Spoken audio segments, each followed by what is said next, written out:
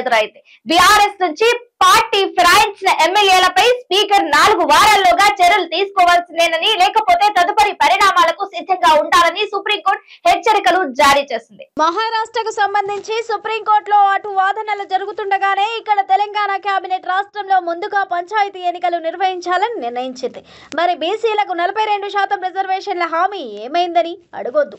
ఇక్కడ కాంగ్రెస్ ప్రభుత్వానికి ఓ హేతుబద్ధమైన సాకు దొరికింది. ఈ ఆర్థిక సంవత్సరం ముగిసేలోగా పంచాయతీ ఎన్నికలు నిర్వహించకపోతే 15వ ఆర్థిక సంఘం తెలంగాణ గ్రామ పంచాయతీలకు కేటాయించిన 3,000 కోట్లు మురిగిపోతాయని, అందువల్ల తప్పనిసరి పరిస్థితుల్లోనే ఎన్నికలు నిర్వహించాల్సి వస్తోందని మంత్రి పొంగులేటి చెప్పుకొచ్చారు. ఇక్కడి వరకు ఓకే, కానీ ఆయన మరింత ముందుకెళ్లి బీసీల రిజర్వేషన్ల పెంపుపై తాము ఎంతో నిబద్ధతతో ఉన్నామని చాటుకునేందుకు సర్పంచ్ ఎన్నికల్లోనూ పార్టీ పరంగా బీసీలకు 42% రిజర్వేషన్లు ఇస్తామని ప్రకటించారు.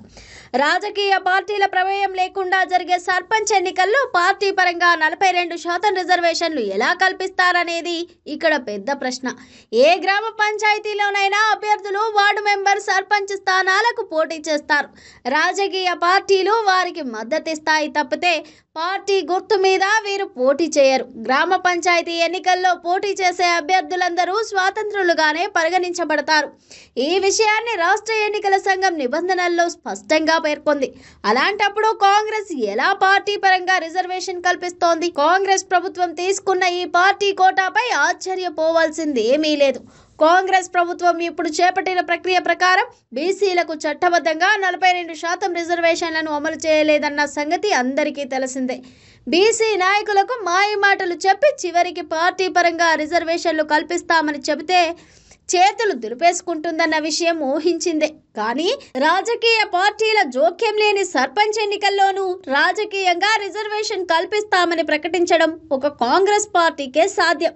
ప్రజల్లో తమ పట్ల వ్యతిరేకత ఉందని భావించిన రేవంత్ ప్రభుత్వం స్థానిక ఎన్నికలను ఉద్దేశపూర్వకంగానే ఇంతకాలం ఆలస్యం చేస్తూ వచ్చింది.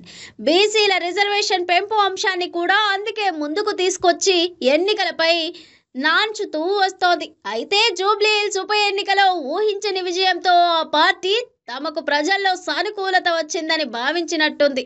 అందుకే ఆగమేఘాల మీద డిసెంబర్లోగా పంచాయతీ ఎన్నికలను పూర్తి చేయాలని కేబినెట్ తీర్మానించింది. జూబ్లీ హిల్స్ ఉప ఎన్నికలో కాంగ్రెస్ ఓడిపోతే స్థానిక ఎన్నికలు మరింత ఆలస్యం అవుతాయని, గెలిస్తే వెంటనే జరుగుతాయని ఊహించిన విషయమే. సీఎం రేవంత్ కూడా అదే విధంగా వ్యవహరిస్తున్నారు. అంతే తప్ప ఆయనకు రాష్ట్రంపై, పంచాయతీల అభివృద్ధిపై చిత్తశుద్ధి లేదు.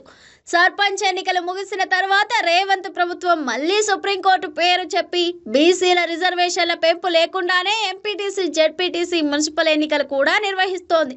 ఇందులో సందేహం లేదు.